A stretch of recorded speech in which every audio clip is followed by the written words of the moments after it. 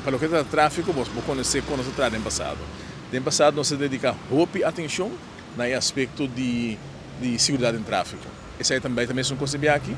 Nós estamos tendo com diferentes projetos andando, nós não mira desse dossiê que o overdraft específico de essa aqui não. Pero não tem problema, porque nós também logra no departamento não pensa com o ataque processo aqui.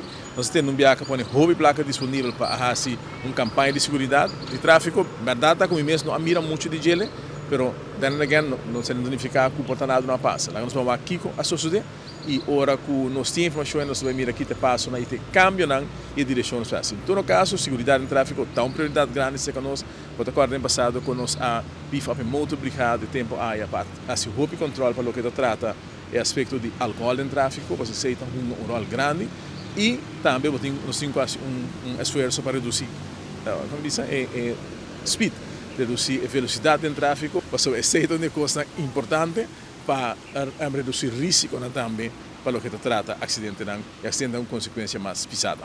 Tem aspecto de segurança em tráfego, segurança de tráfego, tem diretamente o link na cima da segurança. Não, segurança de tráfego tem a ver com comportação, tomo de risco e certa forma de costume. Você está como se atender com ele.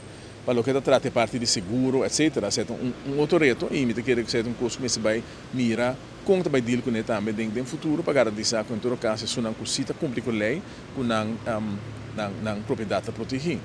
Nós precisamos analisar também se tu rende portar e me mesmo responsável para open favor portador que open favor não está optimal, ou menos que optimal, está pondo que o cliente portar busca uma characa para mover com ele, pero já não tem suficiente meio para cobrir o resto de custo que se cobrir, pero não passa outra pessoa que se pode chegar no lugar de trabalho. Que nós devemos ter em conta que todo aspecto aqui.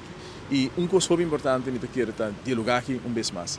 Eu mando a palavra de condolência na família de pessoa que vai subir no tráfego, mas também é uma apelação a todos que estão mobilizados no tráfego para ter em conta que outro gênero de tráfego.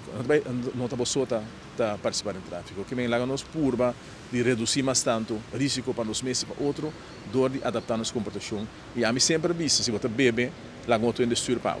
Que é mais fácil, está boa choice para beber, nós não proibimos de beber, mas a lei está vista que se você bebe, não marca correto. E não está visando nada over de acidente que passa último, pelo que me sabe, que você tem uma influência grande no tráfego e uso de álcool.